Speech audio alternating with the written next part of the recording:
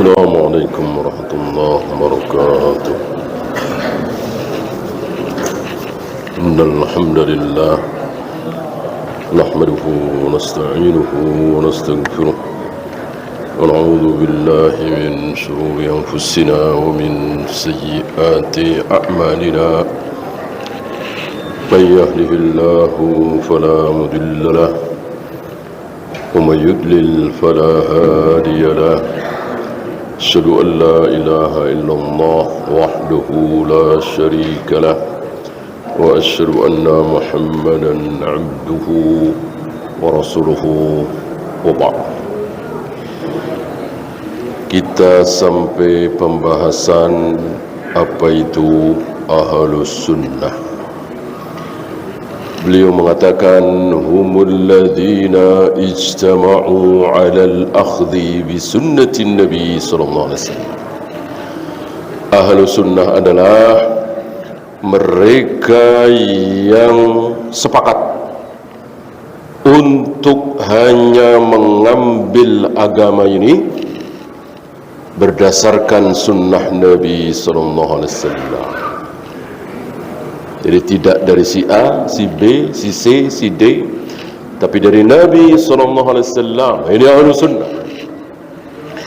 Tidak mencukupkan diri dengan si fulan. Kalau saya mah, kalau beliau udah ngomong, udah cukuplah. Ahlus Sunnah tidak seperti itu. Kalau saya, kalau Imam Syafi'i yang udah ngomong, udah saya ikut saja. Bagi saya agama itu apa kata Imam Malik. Bagi saya kebenaran itu adalah apa yang telah dilakukan dan dicontohkan oleh Syekh Albani misalnya, atau Syekh bin Bas misalnya, atau siapapun. Tidak, Ahlus Sunnah tidak seperti itu. Bahwa melewati Imam Syafi'i, melewati Imam Malik, melewati Syekh Albani, betul sekali. Tapi kalau kita terus belajar, maka kita akan nemu,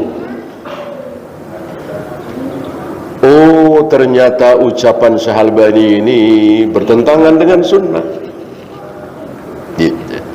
Pasti ada. Syekh Syekh bin Bas, Imam Bukhari, Imam Malik, Imam Syafi'i, bahkan seorang sahabat, pasti ada yang salah. Dan itu sudah ditemukan oleh para ulama. Antum tahu salah satu pendapat aneh Syekh Albani? Malam Lailatul Qadar itu apa? Pernah dengar? Beda orang, beda malam. Gitu. Si A malam Lailatul Qadarnya malam 21, si B bisa 23, si C bisa 25. Ini aneh pendapat ini, ya. Dan yang mengkritiknya, yang menyalahkan pendapat ini tegas siapa? Murid terbaiknya Syekh Ali Hasan. Saya dengar dari Syekh Ali Hasan, bukan langsung dari Syekh Albani, ya. Kita sikoh dengan beliau. Masuk Syekh Ali Hasan ngarang-ngarang, ya kan? Saya belum pernah baca Syekh Albani berpendapat seperti itu, tapi dari Syekh Ali Hasan dalam salah satu ceramah beliau, ya. Kemudian makmum masih mengucapkan Sami'allahu liman hamidah. Ini salah satu pendapat anak Syekh Albani. Kita mau ikut-ikutan karena kita merasa nggak ada apa-apanya ilmu kita dibanding dengan ilmu Syekh Albani, ya nggak boleh lah, nggak boleh. Ini membohongi ilmu namanya, nggak boleh, kecuali kita nggak tahu sama sekali, buta. Ya sudah, nasib orang buta, nasib orang yang jahil, nasib orang yang tidak berilmu, kan kita tahu. Sabda Nabi tentang malam Lailatul Qadar, kita tahu. Sabda Nabi tentang wa idza qala sami'allahu liman hamida faqulu rabbana walakal hamd. Kita tahu hadis Nabi ini, dan beliau juga tahu. Syekh Albani juga justru beliau berpendapat seperti itu setelah membawakan hadis itu. manusia. Iya kan? Kalau Allah mau salahkan, Allah mau tergelincirkan, gelincir. Ya, walaupun terang benderang, gamblang, apa istilahnya, remeh temeh, tapi kalau Allah mau bikin seorang sekelas Syahalbani tergelincir, ya tergelincir. Sekelas Imam Syafi'i salah, ya salah. Sekelas Imam Malik salah, salah. Ya. Mosok sekelas Imam Malik nggak tahu hadis puasa 6 hari di bulan Syawal. Ya, kenyataan memang seperti itu. Beliau membid'ahkan puasa 6 hari di bulan Syawal. Hadis itu rupanya belum sampai ke beliau. Dan seterusnya dan seterusnya. Ahlus sunnah hanya mengambil agama ini dari Nabi SAW. Wal amali biha, dan diamalkan apa yang disunahkan oleh Nabi, dicontohkan oleh Nabi, disabdakan oleh Nabi, diamalkan. Ya. Maka salafiyun penuh dengan amal. Ya. Rata-rata yang memanjangkan jenggot siapa? Rata-rata yang tidak isbal siapa? Mayoritas yang mengharamkan rokok siapa? Mengharamkan riba siapa? Ini kan dalam rangka beramal. Kalau gembar-gembor bank itu riba, barangkali sudah 40 tahun yang lalu, 50 tahun yang lalu, ya kan? Tapi nggak diamalkan. Ya. Mulai banyak yang keluar dari bank ribawi, ya akhir-akhir ini. Ngaji salaf, siap-siap keluar dari bank, siap-siap keluar dari asuransi. Artinya apa? Diamalkan, diamalkan, diamalkan. Siap-siap berhenti dari rokok. Oke. Kalau yang wanita-wanita karir, laki-laki yang mengejar karir, umur 30, 31 belum nikah, ngaji salaf 4 bulan, 5 bulan udah pengen nikah, ya diamalkan. Ya buru-buru pengen nikah, siap-siap nikah dah. Kalau belum nikah, ya yang udah nikah aja pengen nikah lagi, ngaji salaf, ya kan, yang laki-laki, ya apalagi yang belum nikah. Amal, beramal, beramal, beramal. Itu bukan cuma ilmu doang, diamalkan, ilmu diamalkan, ilmu diamalkan. Ini menonjol para salafiyun. Zahiran wa batinan, yang zahir dan yang batin. Jenggot tidak isbal, zahir. Zahir, meninggalkan rokok, zahir. Meninggalkan riba, zahir. Yang batin tidak nampak. Ya. Mulai bangun malam, salat malam, ya. Mulai hafal, diawali dengan ayat-ayat pendek, ya. Terus nggak terasa, alhamdulillah, hafal juz 30, hafal juz 29, ya. Ini kan nggak nampak, sendiri-sendiri, gitu. Tidak seperti firqah-firqah lain itu, rame-rame, bareng-bareng, bahkan sengaja nginep di puncak 40 orang, 50 orang. Dalam acara itu ada qiyamul lail berjamaah. Disengaja dari sini, diniatkan dari sini. Ada ceramahnya, ada muhasabahnya, ada qiyamul lail berjamaah. Salafiyun tidak, sendiri-sendiri, kecuali spontan, tidak direncanakan, tidak diumumkan, boleh. Sebagaimana dicontohkan oleh Nabi alaihi salatu wassalam, beliau salat malam diikuti oleh Ibnu Abbas. Pernah juga beliau salat malam diikuti oleh Hudzaifah, dan seterusnya dan seterusnya. Adapun beliau mengumumkan nanti malam anu kita qiyamul lail berjamaah, enggak ada, kecuali di malam bulan Ramadan salat tarawih. Kalau itu iya, ya. Itu pun tidak setiap malam, ya kan? Setiap malam nanti di zaman Umar. Fil i'tiqadati wal aqwali wal a'mal, ada 3 di sini. I'tiqad, ucapan, perbuatan. I'tiqadnya, keyakinannya mengikuti Rasul dan para sahabat, ucapan-ucapannya mengikuti Rasul dan para sahabat, amalan-amalannya mengikuti Rasul dan para sahabat. Kalau Rasul dan para sahabat tidak mengucapkan, mereka tidak mengucapkan. Apa misalnya? Innal aizin wal faizin. Ini tidak dikenal oleh Rasul dan para sahabat ucapan seperti ini. Sadaqallahul adzim. Setelah selesai membaca Al-Quran, ditutup dengan sadaqallahul adzim. Tidak warid ini dari Rasul dan para sahabat, ya. Apalagi perbuatan. Assalamualaikum warahmatullahi ta'ala, pernah dengar ya? Wabarakatuh. Kaum salaf tidak buru-buru meniru. Adakah contoh dari Rasul dan para sahabat? Assalamualaikum warahmatullahi ta'ala wabarakatuh, ya. Ketika Rasul dan para sahabat tidak pernah mencontohkan seperti itu, para salafiyun tidak ada yang berani, tidak ada yang mau, ya. Inilah para salafiyin, betul-betul mengikuti Rasul dan para sahabat. Yang paling besar i'tiqad, yang paling besar keyakinan.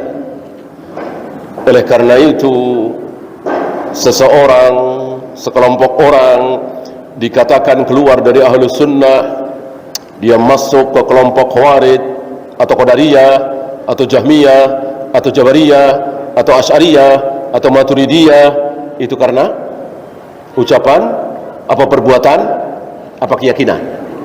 Nah, jawabnya keyakinan. Jawabnya keyakinan.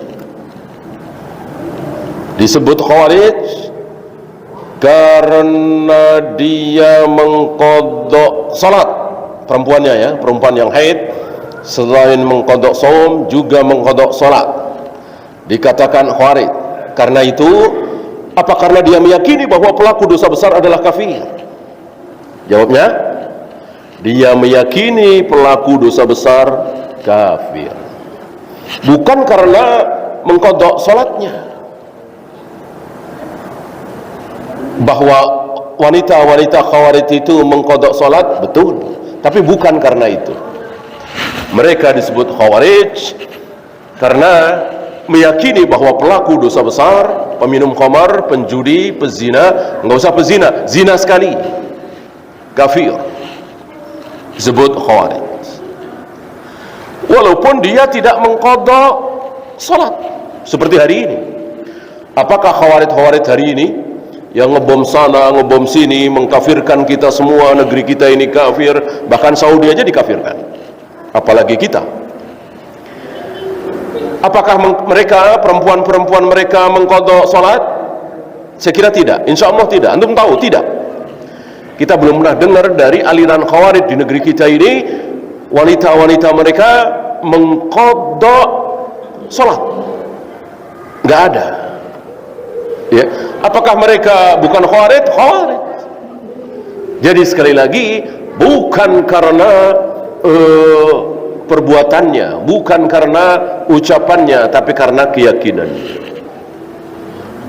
ya. Kenapa mereka disebut Qadariyah? Kenapa mereka dinamakan Qadariyah? Karena sholatnya, puasanya, zakatnya, hajinya? Bukan. Karena keyakinan mereka bahwa takdir itu bukan ciptaan Allah, takdir itu ciptaan kita sendiri. Takdir itu kejadian manusia di muka bumi ini belum diketahui oleh Allah. Allah tahu setelah terjadi atau menjelang terjadi. Sebuah keyakinan itu, bukan perbuatan. Dengan keyakinan seperti itu, maka mereka menjadi qadariyah. Bukan wudunya, sholatnya dan seterusnya. Ya, maka antum jangan terbuai, jangan silau dengan sekelompok orang yang tidak tahlilan, tidak muludan, tidak usolli, tidak nawaitu, nggak kenal salawat nariyah. Ahlu sunnah berarti saudara sama muslim? Iya. Ahlu sunnah ini sama dengan kita, salah. Ini buru-buru. Banyak dari kita yang terkecoh, terutama panitia pengajian. Enggak, dia nggak pakai usolli, nawaitu, salawat nariyah enggak, tahlilan enggak, muludan enggak. Berarti dia ahlu sunnah. Nggak taunya mencaci maki penguasa, mengkafir-kafirkan penguasa, mendemo penguasa, bahkan mengkafirkan sesama muslim yang tidak sependapat dengan mereka. Khawarij. Padahal bid'ah itu enggak. Ya, gini aja, antum pasti bisa jawab. Orang-orang Khawarij, anak-anak muda Khawarij yang diperangi oleh Ali bin Abi Thalib, itu kalau sholat pakai usolli apa tidak? Tidak. Ya, kalau di antara mereka ada yang meninggal, ditahlilkan enggak? 3 hari, 7 hari, 50 hari? Enggak. Mereka merayakan Maulid Nabi enggak? Enggak. Mereka selesai baca Al-Quran ditutup dengan shadaqallahul adzim? Enggak. Mereka kalau Idul Fitri, Idul Adha mengucapkan minal aizin wal faizin? Tidak. Tapi Khawarij kilabu ahlin nar, anjing-anjing penghuni neraka. Jadi keyakinannya, hati-hati, keyakinan kan nggak kelihatan, nampak ketika mereka ucapkan. Jadi jangan silau, jangan terbuai, jangan tertipu dengan penampilan.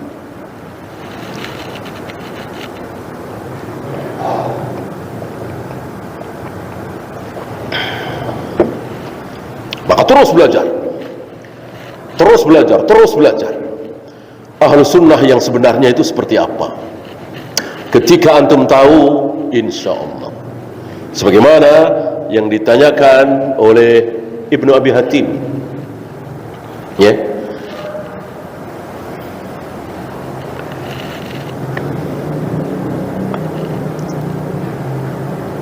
dan ini ayahnya sedang menjawab. Wahum as-sahabatu, dan mereka ini siapa? Ternyata sudah ada orang-orangnya. Jadi bukan sekedar teori.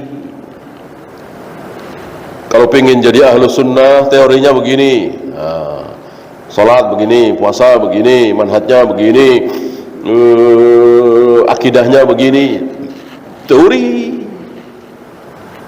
Ini praktek. Jadi ahlu sunnah itu bukan mengajarkan teori. Anda pengen jadi ahlu sunnah, lihat itu tuh, begitu kan praktek. Contohlah mereka itu tuh. Siapa? Para sahabat ridwanullah alaihim jami'an. Jadi patokan kita adalah para sahabat, ijma' sahabat, kesepakatan sahabat, bukan orang per orang. Orang per orang bisa, asal tidak ada bantahan. Saya kira ini sudah sering kita bahas. Yang mengganti assalamualaikum ayyuhan nabiyyu wa rahmatullahi wa barakatuh ketika tahiyat diganti dengan assalamu ala nabi wa rahmatullahi wa barakatuh sepeninggal Nabi. Siapa? Cuman Ibnu Mas'ud kan? Seorang Ibnu Mas'ud. Berarti nggak jadi sunnah? Jadi. Karena tidak ada bantahan dari sahabat yang lain. Tidak dinukil riwayat, tidak ada riwayat Ibnu Abbas misalnya, atau Ali bin Abi Thalib misalnya, atau Abu Hurairah misalnya, atau Aisyah misalnya membantah ijtihad Ibnu Mas'ud. Berani-beraninya engkau mengganti apa yang diajarkan oleh Nabi. Nabi kan mengajarkan Assalamualaikum ayuhan nabiyyu wa rahmatullahi wa barakatuh.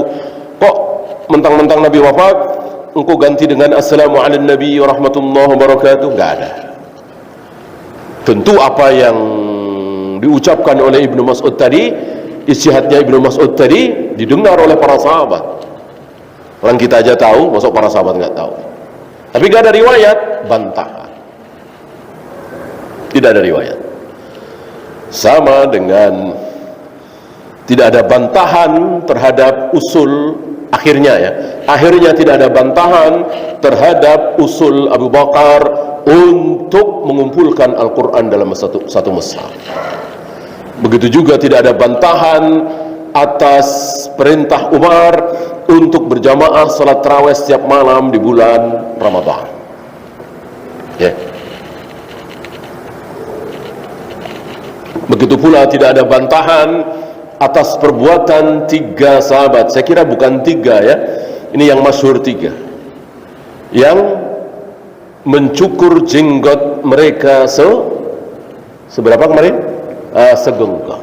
Enggak ada bantahan. Berarti ini merupakan ijma. Karena tidak ada bantahan. Ya. Kecuali ada bantahan seperti ijtihad Utsman melakukan azan Jumat 2 kali. Ini ada bantahan dari sahabat lain.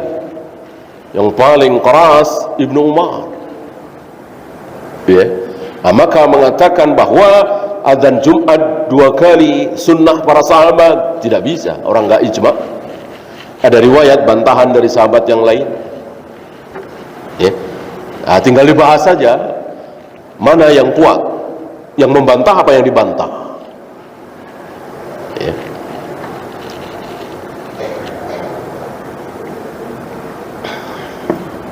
Saya ulang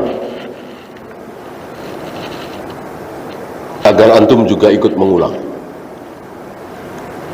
Apabila dalam satu permasalahan kok para sahabat itu cuman ada satu pendapat, ini permasalahan yang tidak ada di dalam Al-Quran dan Sunnah ya. Bukan permasalahan subuh 2 rakaat, maghrib 3 rakaat, babi, zina, haram, ya, tawaf 7 kali dan seterusnya. Itu nggak dibahas. Itu kan sudah jelas Al-Quran dan Sunnahnya. Ini nggak ada dalam Al-Quran dan Sunnah, tapi dalam hal ini para sahabat sepakat. Seperti membaiat Abu Bakar sebagai khalifah pertama sepeninggal Nabi SAW. Sepakat. Jika dalam satu permasalahan kok para sahabat hanya ada satu pendapat, sepakat, maka teruskan. Kemarin, maka haram bagi siapapun membikin pendapat kedua, gitu. Pasti salah. Pendapat kedua itu pasti salah. Pasti yang benar ya satu pendapat itu, yang dimana para sahabat sepakat di situ, seolah wahyu. Jadi ijma'nya kesepakatan para sahabat itu seolah menjadi wahyu. Karena memang sudah ada wahyu. Tidak mungkin para sahabatku, kata Nabi, tidak mungkin para sahabatku bersepakat dalam kesalahan. La tastami ummati ala dhalal.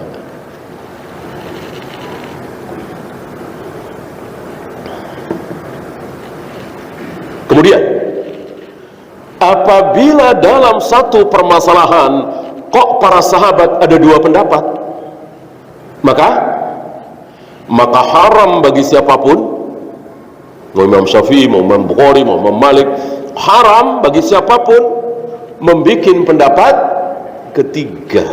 Pasti salah. Yang benar satu di antara 2 itu. Yang benar satu di antara 2 itu. Ya. Dan begitu seterusnya.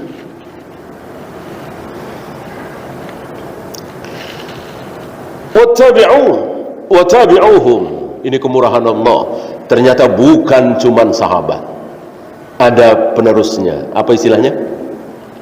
Tidak bertemu Nabi tapi bertemu dengan sahabat, istilahnya Tabi'in. Tabi'in.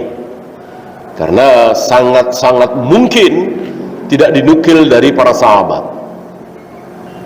Artinya para sahabat tidak mengucapkan, tidak meriwayatkan, tapi yang meriwayatkan murid-muridnya, yaitu para tabi'in. Ini sangat memungkinkan. Seandainya patokan kita cuma sahabat, mungkin banyak sunnah yang hilang. Ya, sama dengan Nabi. Ya. Seandainya enggak boleh pakai sahabat, pokoknya Al-Quran sunnah, apa kata Allah, apa kata Rasulullah, titik, enggak ada pakai pemahaman-pemahaman siapa, tentu banyak sekali sunnah yang hilang. Ya, kan tidak semua sunnah Nabi, perbuatan Nabi itu beliau ucapkan.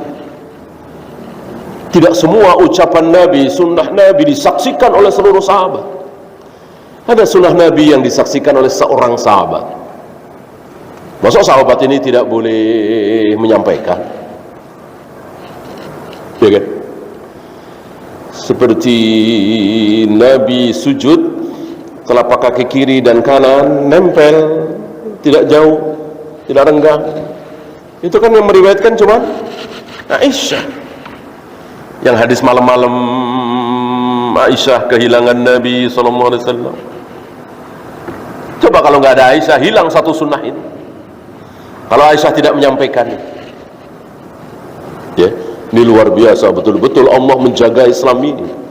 Jadi sunnah Nabi itu jangan sampai hilang. Sunnah Nabi itu supaya sampai kepada kaum muslimin.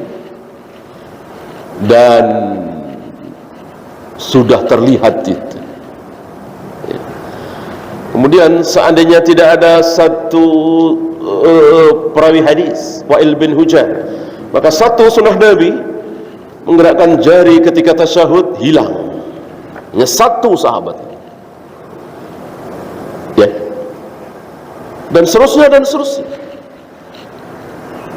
Karena Allah ingin memelihara sunnah nabinya supaya diketahui oleh kaum muslimin, maka tidak ada sunnah nabi yang tidak sampai kepada ahli-ahli hadis, walaupun oleh satu orang.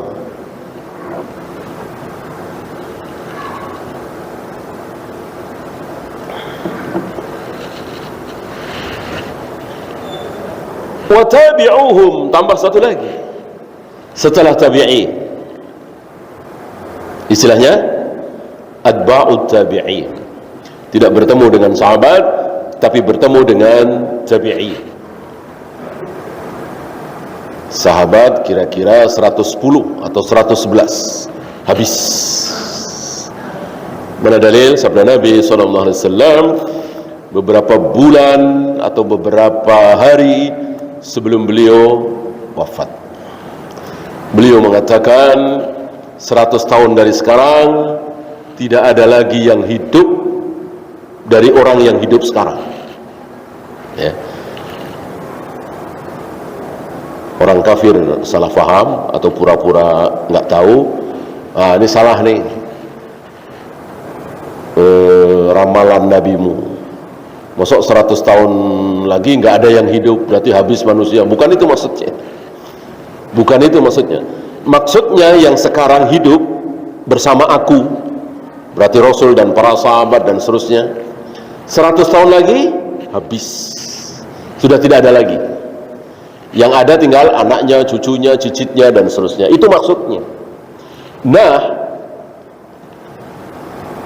beliau bersabda itu menjelang beliau wafat. Ya berarti tahun 10 Hijrah. Tahun 10 menjelang 11 Hijrah. Ya. Nah, 10 tambah 100, ya 110. Maka insya Allah sepakat para ulama, para sahabat itu habis, tidak ada lagi di tahun 110 Hijrah. Ini secara dalil. Dalil nggak mungkin salah kan?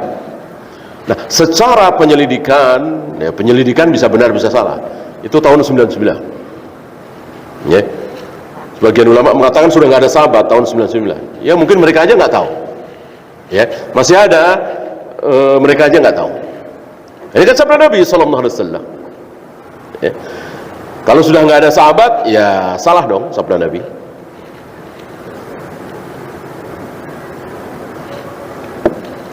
Nabi kan mengatakan 100 tahun dari sekarang, bukan tahun 100. Kalau tahun 100 ya mungkin benar, 99 kan, mendekati. Ya.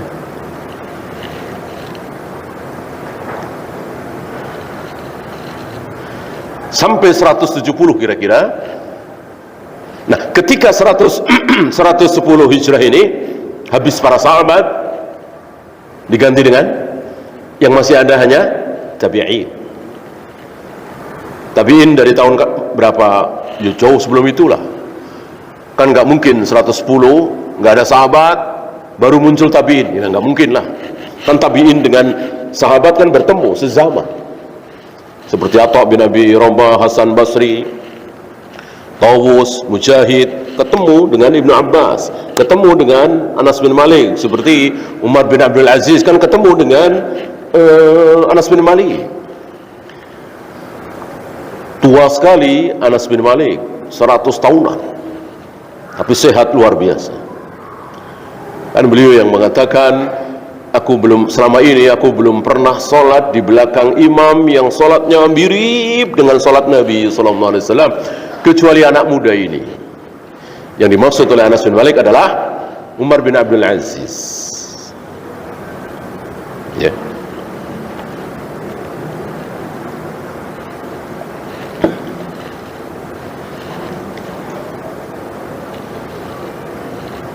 Nah, habislah para sahabat di tahun 110 atau 111 itu, yang tinggal hanya para tabi'i. Nah, nanti bertemu dengan atba'ut tabi'i. Para imam memperkirakan, ini kira nggak pakai wahyu, nggak ada wahyu ini. Yang ada wahyu cuma sahabat, akhir sahabat. 170 kira-kira.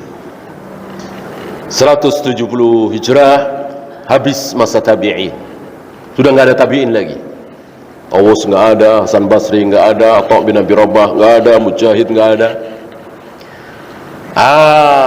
Yang ada tinggal atba'ut tabi'in sampai tahun 220 kira-kira. Ya.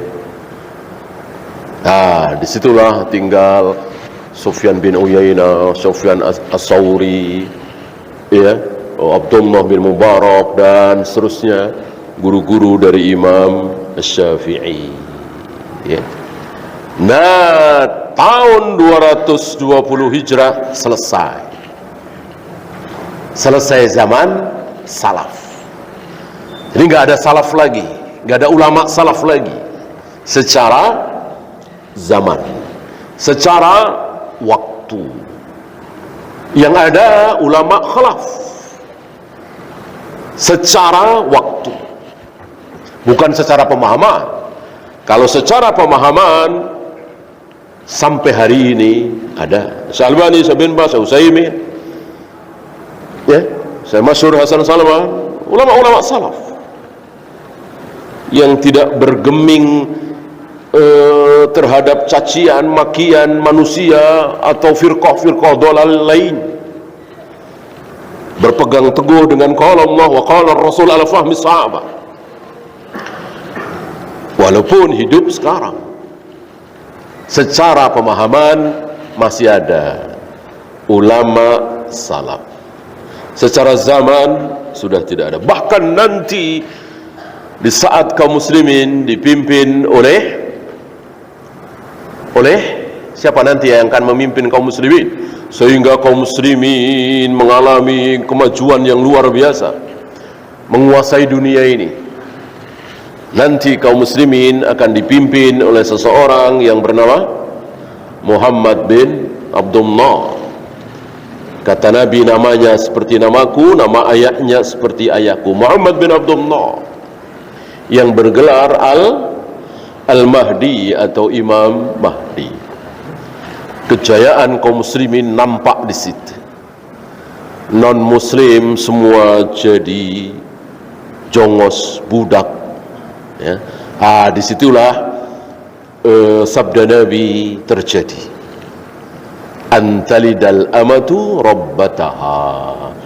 Banyak budak-budak perempuan melahirkan tuannya.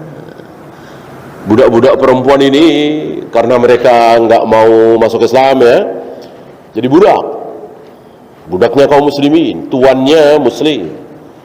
Nah, dijima oleh tuannya kan halal, lalu melahirkan anak yang lahir dari hubungan antara wanita budak dengan tuannya, maka anak itu ikut ibu apa ikut ayah? Ibu Sunda, ayah Aceh, anaknya Aceh, gitu. Nggak bisa Sunda Aceh, ya. Aceh. Anak itu ikut ayah Arab, ibu Jawa, anaknya pasti Arab. Anak itu nasab ikut ayah, bukan ikut ibu. Sudah sering kita bahas saya kira hari ini. Nah, ibunya budak, ayahnya merdeka, tuan, bukan budak. Maka anaknya merdeka, bukan budak. Sementara ibunya masih budak. Jadi ibunya budak, anaknya merdeka. Diistilahkan oleh Nabi antalidal amatu rabbataha. Banyaknya budak-budak perempuan melahirkan tuannya, ya, anaknya menjadi tuan.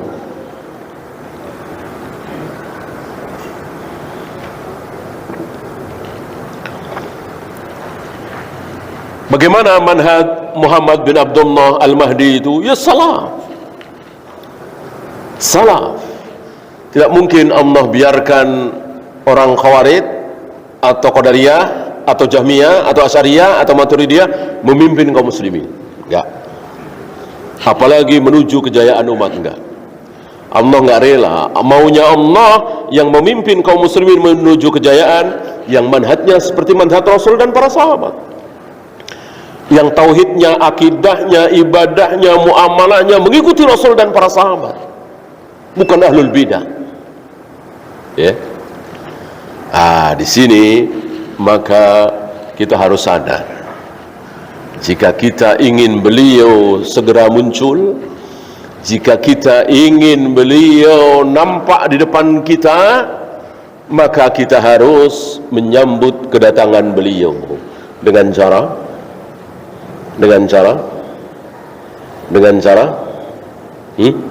masa nggak tahu caranya? Menyebarkan dakwah salaf agar mayoritas kaum muslimin bermanhaj salaf, agamanya persis seperti Rasul dan para sahabat. Karena beliau muncul di saat kaum muslimin bermanhaj salaf mayoritasnya. Antum bisa bayangkan seandainya beliau muncul hari ini, apa yang terjadi? Itu tentu akan ditolak oleh orang-orang Khawarij, Qadariyah, Jahmiyah, Maturidiyah. Kata mereka, masa Imam Mahdi enggak muludan, masa Imam Mahdi enggak tahlilan, ya, beda dengan kita. Imam Mahdian ini, Imam Mahdinya Wahabi kali, kata mereka. Kan enggak ada hadis seperti itu. Ya, silakan adzan dulu. Wassalamualaikum ala Muhammadin sallallahu alaihi wasallam wa akhiru da'wana alhamdulillahi rabbil alamin.